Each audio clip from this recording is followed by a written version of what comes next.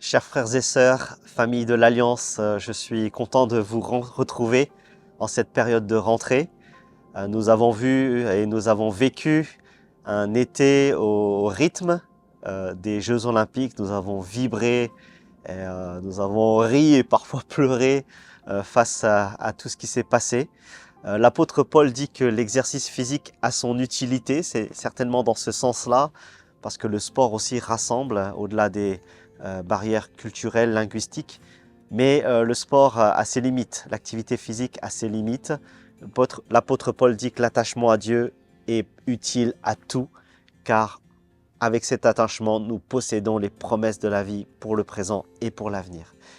Et il est vrai que pendant les Jeux Olympiques, nous avons eu l'occasion d'aller à la rencontre des personnes au travers du Paris Presse Festival, des concerts, des témoignages. Et c'était un moment extraordinaire. Pour l'avoir vécu, pour avoir été sur le terrain, j'ai pu vivre quelque chose d'extraordinaire avec les bénévoles venus du monde entier et aller à la rencontre de nos contemporains pour leur parler de Jésus, de les inviter à nos concerts. Et je voudrais dire un grand merci à tous les bénévoles de la famille de l'Alliance, de nos églises, parce qu'ils se sont mobilisés, ils ont vraiment donné du temps, de l'énergie, ils ont vraiment collaboré, ils étaient solidaires et sans eux, rien n'aurait pu se faire. Et merci aussi à Michel-Ange qui s'est vraiment investi dans ce Paris Presse Festival. Voilà, pour cette nouvelle saison qui arrive, j'aimerais vous donner quelques mots d'encouragement. Comme l'apôtre Paul le rappelle, les athlètes, ils s'imposent une discipline dans tous les domaines pour recevoir une couronne. Et cette couronne, elle sera bien vite fanée.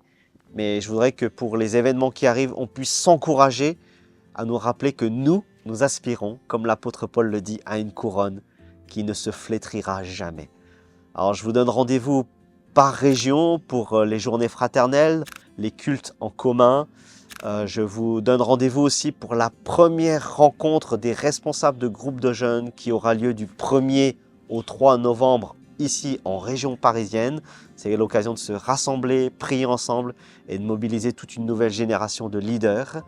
Je vous rappelle aussi que nous aurons notre rencontre annuelle des pasteurs fin octobre. Et ce sera pour nous l'occasion de le vivre en famille parce qu'on va inviter toutes les familles des couples pastoraux et nous aurons l'occasion d'accueillir de nouveaux pasteurs qui nous rejoignent officiellement comme le nouveau couple pastoral de Toulouse International Church, de Boulogne-Billancourt, de l'Épette, d'Épis aussi à Léguevin. Voilà, ensemble nous allons réfléchir à la relève des serviteurs, en tout cas à lever une nouvelle génération de leaders. Je voudrais souhaiter aussi une bonne rentrée aux étudiants de l'Alliance qui entrent dans les écoles de théologie, aux stagiaires dans les stages pastoraux, mais aussi encourager les personnes qui vont suivre cette nouvelle formation pour responsable d'église à l'Institut biblique et qui est organisée par l'Institut de théologie évangélique. Ils sont au moins 7 à suivre cette formation-là. Bon courage à tous. Que le Seigneur nous aide à être centrés sur lui et sur cette couronne que nous avons en Jésus-Christ qui, elle, ne se flétrira jamais. Dans une perspective plus large, nous sommes en train de faire le bilan de la feuille de route qui est là depuis 5 ans, qui nous accompagne depuis 5 ans. Et c'est l'occasion aussi pour vous et moi de rêver ensemble à l'avenir. Et je pense que le Seigneur nous donne de vivre une occasion favorable, propice à l'annonce de l'Évangile. Et je crois que tous les feux sont au vert pour qu'on puisse parler de Jésus, implanter des églises, partir en mission auprès comme au loin et témoigner de notre espérance en Jésus. C'est vrai, les défis sont grands. Il y a des défis sociaux, politiques, économiques et éthiques. Mais je crois que le Seigneur nous donne quelque chose, vraiment une période propice pour qu'on puisse parler de son amour et de Jésus.